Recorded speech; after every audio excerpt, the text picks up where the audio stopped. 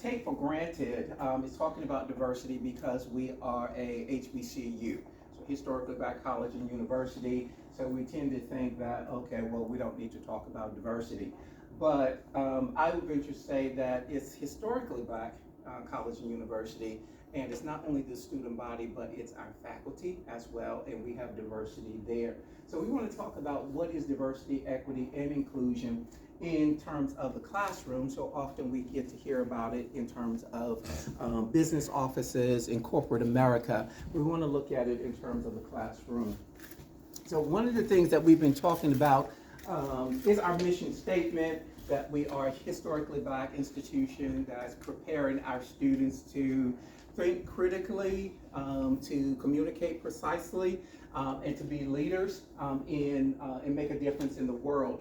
So how do we begin to do that? And so one of the things we want to look at first is, what is diversity?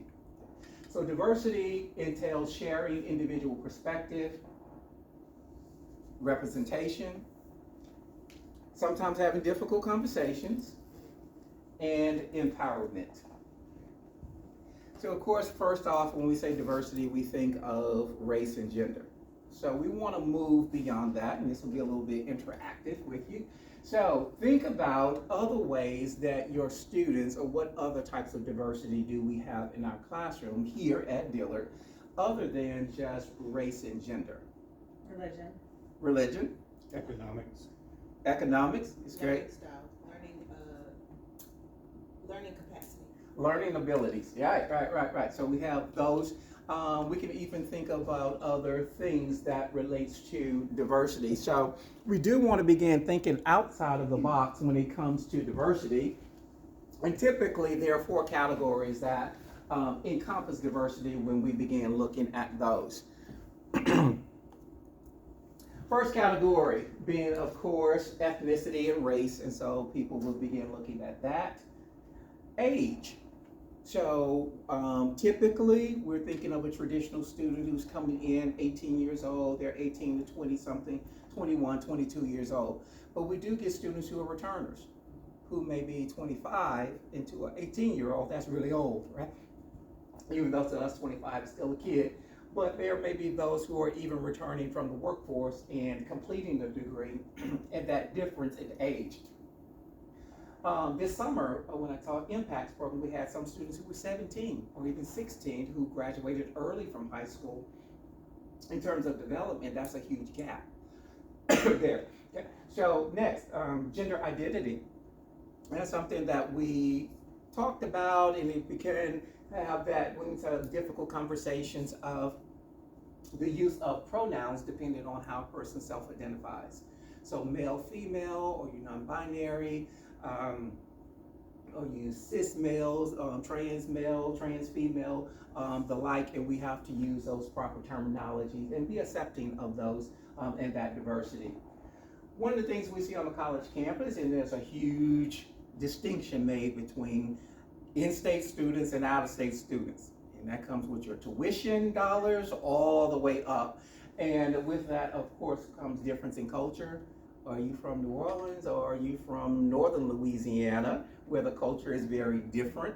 Are you from Louisiana, or are you from California, where there's a total difference in culture, in music, and food, dress, and the like? So we look at those diversities that may exist in our classroom. Nationality.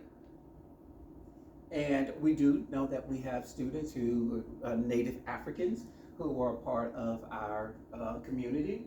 And there may be other students from other, I think there were on the volleyball team, I think there were Australian students from Australia and other places. So we began to look at nationality in terms of diversity on our campus here at HBCU.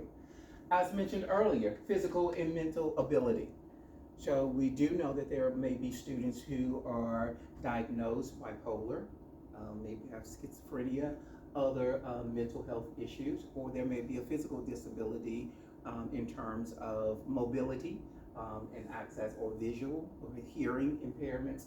So there may be physical health issues and then learning disabilities. Those students who are maybe ADHD, dyslexic, self, and other learning abilities. So we have to begin looking at those things in terms of diversity, in addition to just ethnicity and race. We've had students, Dr. Crayton, that were blind. We had a blind student now. Okay. I had that challenge to teach. Wow. And we're going to talk about that in terms of. That's for you. Thank you. Have to get used to lecturing again and speaking after summer break. So another form of diversity is experiences and beliefs. So we mentioned, Samantha mentioned religion. So spiritual beliefs. Whether you have beliefs or not, whether you're atheist, agnostic, whether you share Christian beliefs or of another religious background. Distinctions we make also is college preparation. Are you from a high-performing school, a low-performing school? Were you from some small rural high school, small town? Or did you come from some big magnet school or took all AP courses? And so we began making distinctions, or there are distinctions within the lecture setting. Exposure to diversity. So some students may be from areas where you have not had interactions with people of another ethnic group or another religious denomination or something. And so you're thinking kind of with blinders on and kind of afraid to expose yourself to others.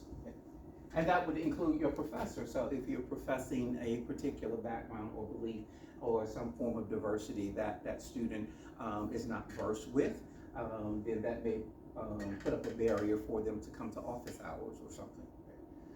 Political views. So some people coming in with very strong political views of whether, for the younger generations, were they active in Black Lives Matter movements and other issues that are happening in our world today? What are their views on climate change and their views on politicians and the like? Another thing that's a lot of conversation, first generation college students. So they're coming in with different challenges and issues and lack of knowledge about the process of what happens in college. How do you pay for college? What's the difference between a staff member versus a faculty member? Why don't my academic advisor know about my fee bill? And why can't my Res Hall director tell me about my classroom assignments? And so first generation college students may have different types of questions than the multi-generation college student. Oftentimes these students will come in with pressures. Mom or dad or both, or doctors or pharmacists or whatever, they're expecting you to follow in the footsteps. Or I'm 3 generations of Dillard alums, and so they naturally expected that I was supposed to come to Dillard because my mother, grandmother, and great-grandmother all graduated from Dillard. So there are different issues that may be presented for a student who's a multi-generation college student versus students who are first-generation college, and many of us have seen that as you're advising students. And then we may start to think about where do students sit? And there's a diversity. There's some students who are automatically going to go to that top row. There'll be those who sit on the front row. And then that may make an impression on us or classmates based upon where you sit in the classroom. Those students who are chronically late for class, and so whether that's making an impression on the instructor or not, it then starts to play into diversity and how we begin to form relationships or not. The next is background that we want to consider in terms of diversity. Whether the students live on campus or off campus. That's huge when it comes to additional study times. So if A&P Lab is offering help in the evening, this is an off-campus student, my ride comes to pick me up at 6, but the help times are at 8, I can't be here, I have to go when my ride comes. And so that student may be at a disadvantage, or there's, inclement weather, and those kids who can run across campus to get to class versus somebody who's trying to come from the West Bank or from Slidell and get here. So commuter students, and then commuter students tend to feel more excluded because they're not forming those bonds in the rest halls and in the cafeteria, and oftentimes they may not do as well. They tend not to make the deadlines or know when deadline for registration was or when was the last time to drop and those type of things. There's this, sometimes we may not know that a student may be a single parent. So they had a kid when they were in high school, and kids back home with mom and dad, and I'm here trying to get my degree, whether it's a male or female student, or that student may have their kid in daycare while they're here in class, and they may communicate that with you, that I know this is an 8 o'clock class, I have to get my child to preschool before coming in here, and sometimes I may be a little bit late due to the traffic because we don't have that service on campus. There's no preschool, and I don't know of one in the immediate area where a student would be able to do that and find care services. Married students, so we don't know if somebody may be married, if they are older student and returning, or if they are traditional age and they may be married.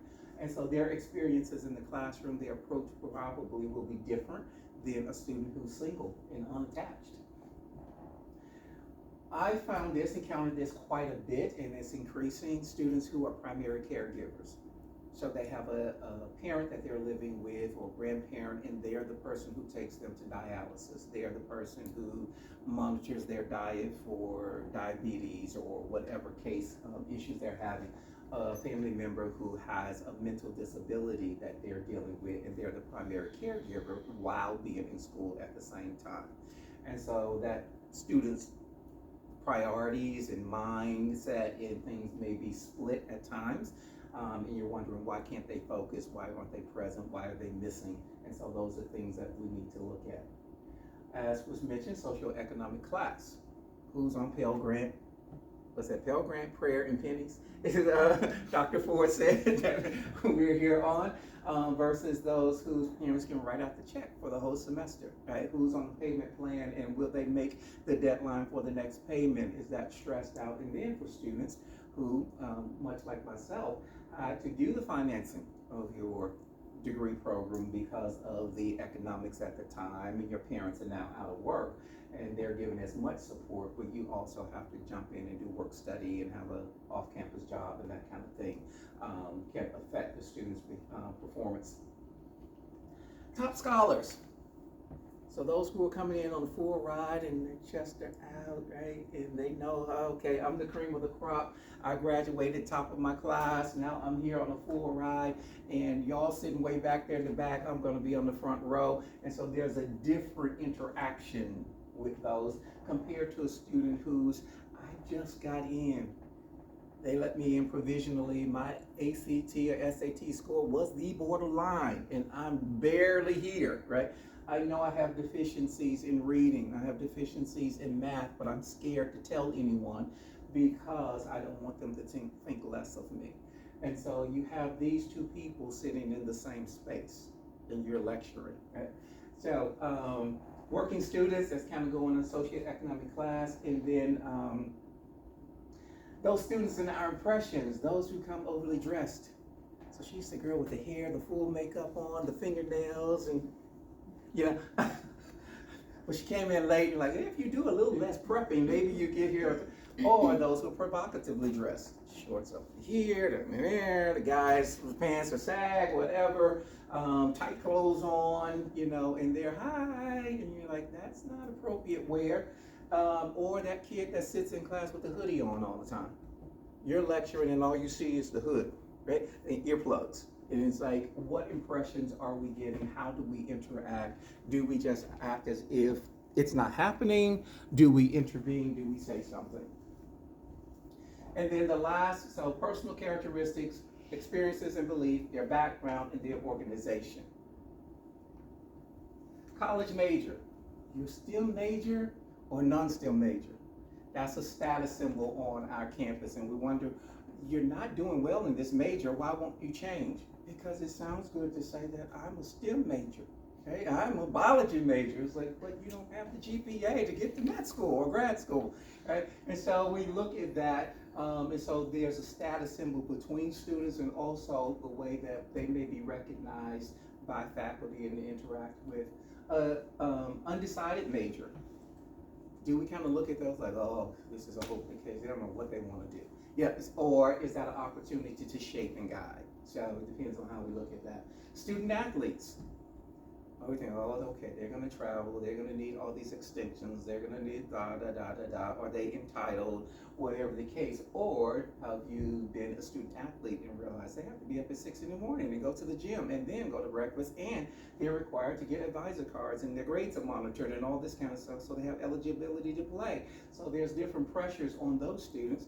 Plus, when you're traveling, you're still expected to do the homework while you're on the bus, you know, with noise and people talking, but yet you have to take that quiz that's only open at a certain amount of time before it closes, and the only time you can do that is riding on the bus, and your internet is going in and out as you're traveling, right? So we may not think about those things with student athletes, and depending on what side of the story fence you're on.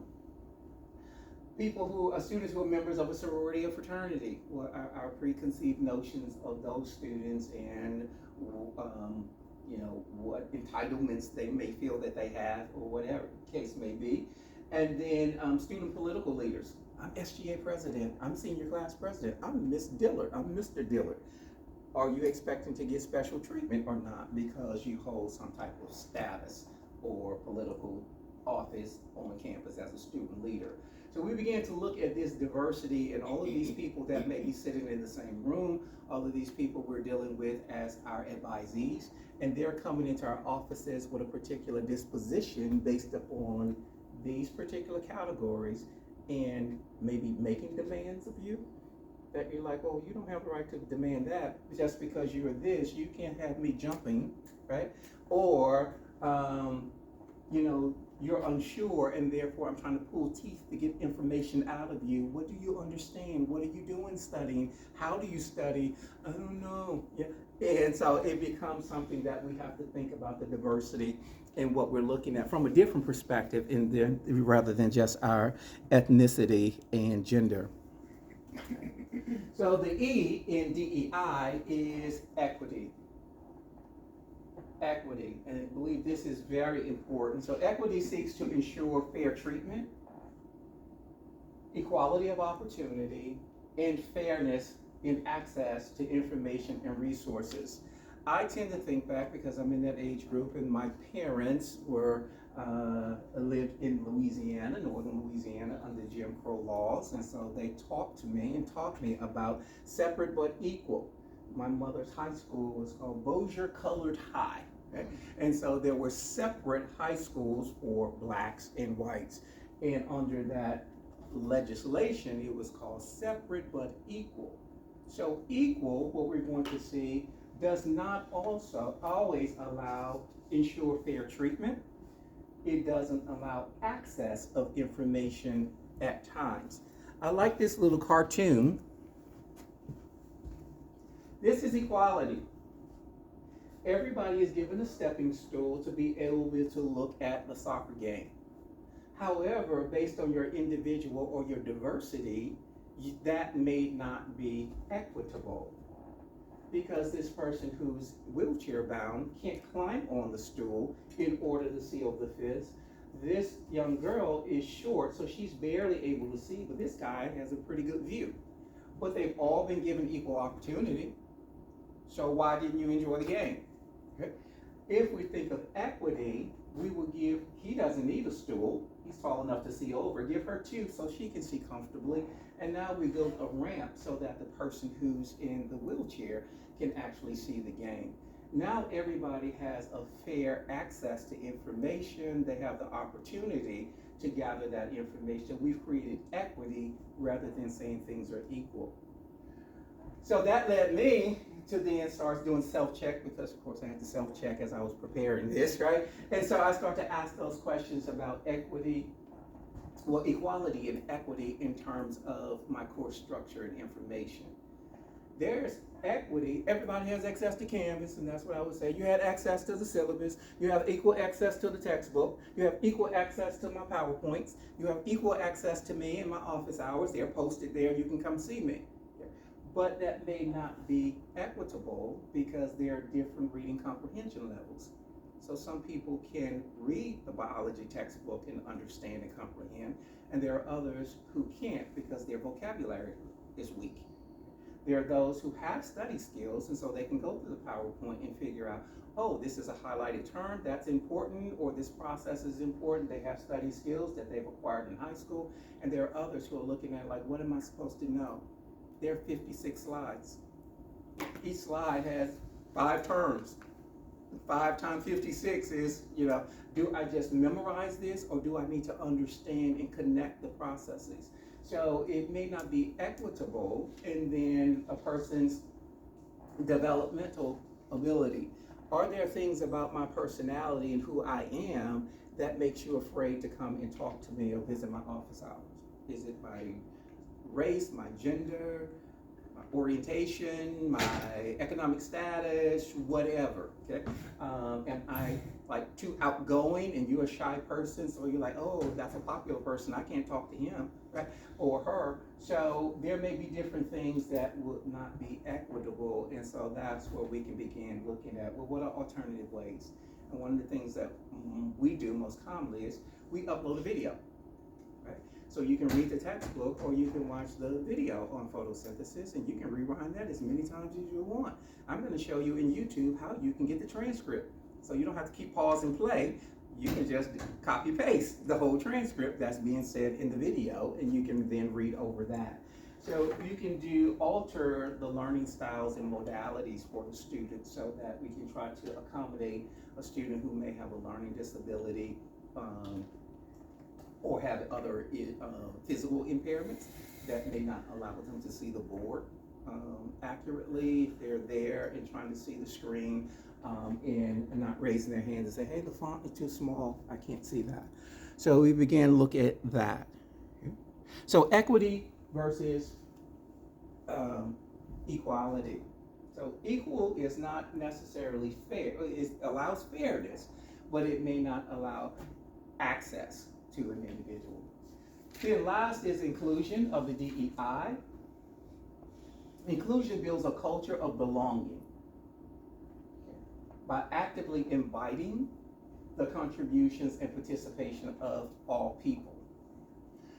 So what do we mean? So here's a little cartoon: exclusion, inclusion, and then onto inclusion. So I liked this exercise, I've seen it before. Can you think of a scenario anytime in your life, whether it's from elementary school playing kickball and you had to pick the team, okay, where you felt excluded from something, or you auditioned for a music group or choir and you didn't make it, or you tried to join a sorority and you didn't make it, or fraternity or something. There was something you tried to do, or a situation. You walked into a room and people were engaged in conversation. They saw you come in and everything went silent, and then a new conversation started. Can you think of something? Anybody want to share one that you might be thinking of? So be benign. We'll stay from Dillard so we don't feel threatened with our job, right? I can't think of anything. Oh, I could think of Never? one. You can think of one? Okay. Yeah, I was going in to defend my perspectives for my Ph.D., and I walked in, and it was the people that I was going in to discuss were all old white men with beards, and that felt a little exclusion. Okay. Because young Right. women up against all these, and I understand that was like a position where it wasn't social or anything, but there was an exclusion factor there. Okay. Like, I am very different. Okay. Yeah. So the feeling of difference, did you feel that that difference might result in a negative outcome for what you were trying to do, possibly? It was just a little intimidating. Okay. I think it would be That's a good word. intimidating anyway whenever we all defended our perspective. Right. I'm sure it was intimidating. But there was Exactly. another level of it, because there was an age level and a gender level. Okay. Yeah. That's great. So I want to point that out, and one that we kind of shared in the hallway when we were talking before we left on yesterday was submitting grants.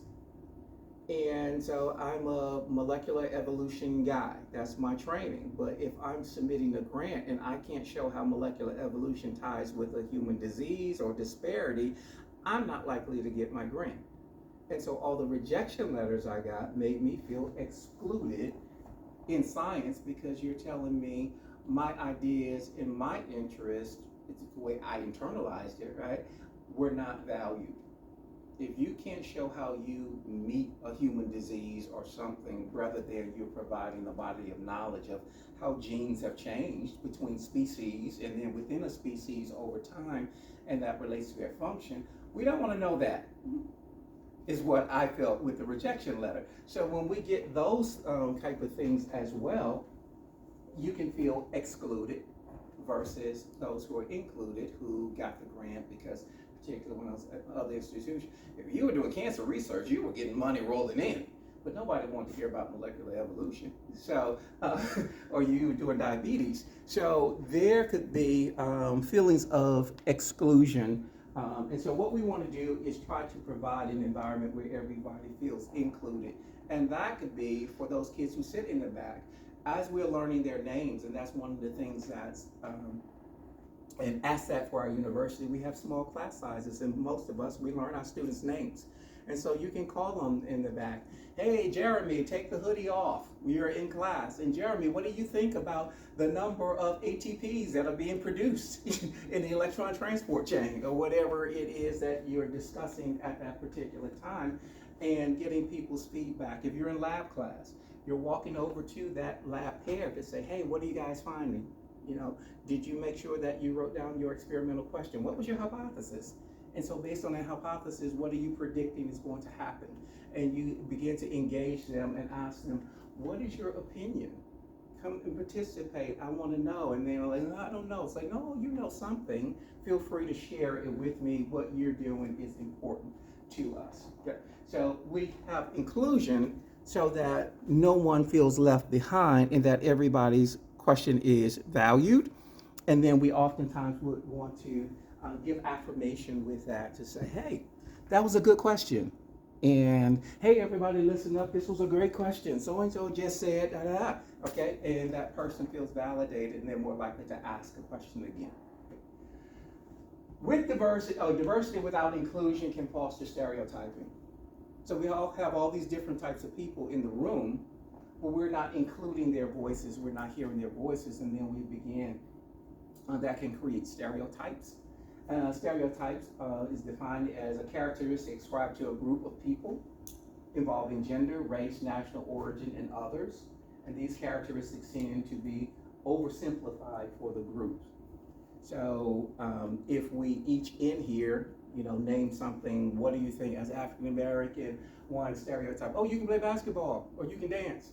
Well, I can dance, but I'm not very good at basketball. So my brothers are, but I was the bookworm, right? So for each group. So you're female, so you're gonna automatically take the notes for the meeting.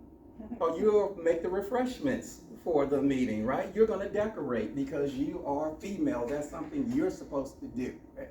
Or you're female, you can't do math science. You're a white male, you can do science, right? Or you're interested. So there are oversimplifications that people will ascribe to an individual, and then that may become a stereotype based upon what is perceived by that group. Okay? Then the other that people talk about is stereotype threat. And so that's the individual who's sitting there and saying, because I am in this particular group or category as a descriptor, people may automatically think I'm going to be XYZ. For me, walking on the street or getting onto an elevator, okay? There may be a female there, she's looking at a tall black guy and looking like, oh, should I get off or should I ride, right? Or something going to happen to me. Other stereotypes, again, if you're coming in, you're from a small rural high school, and you're wondering if the professor thinks you're underprepared because you're from, trying to think of a small town in Louisiana, Donaldsonville or something, right? So because you're from that small town, you think that people may have preconceived notions. Or Ms. Wings are not here, but typically people will say, oh, you're Asian, you're going to just really break the curve in this course because you're supposed to be smart. So when you have those, and then you feel I either have to work against the stereotype, that you think I'm going to be lazy, I'm going to be a poor student, I'm going to, or or I'm naturally going to be smart, or whatever the case is, that student may be sitting there in your classroom wondering if you think that of them.